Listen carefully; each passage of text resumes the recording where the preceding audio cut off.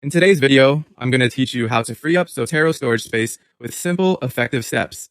This guide will help you manage your Zotero space wisely without feeling overwhelmed. So let's dive right in. The first approach we're going to talk about is purging storage. This is a straightforward method to clear out the file attachments that are taking up space in your Zotero library. To begin, open your preferred web browser and go to zotero.org.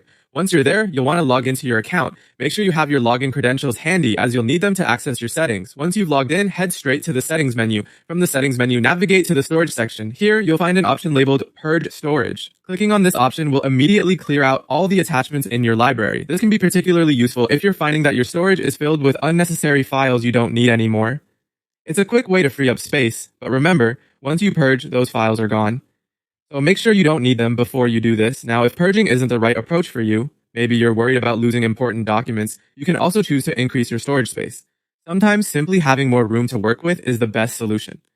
On the same page in your settings under storage, you'll find an option to purchase additional storage. Clicking on Purchase Storage will present you with different plans that Zotero offers to accommodate your growing needs. This solution is perfect if you've archived a vast amount of research and documents over the years and need that extra space while ensuring everything remains within reach. Just select a plan that fits your needs and follow the payment instructions to upgrade your account. When deciding which method to use, consider your current needs and the future demands of your research collection. If you're constantly adding to your library, buying more storage might be the more practical choice in the long run. However, if you're aiming to declutter and start fresh, purging could be just the action plan you need. And there you have it. Freeing up Zotero storage space doesn't have to be a daunting task. Whether you decide to purge or expand your storage capacity, both choices help you maintain a clean and efficient Zotero library.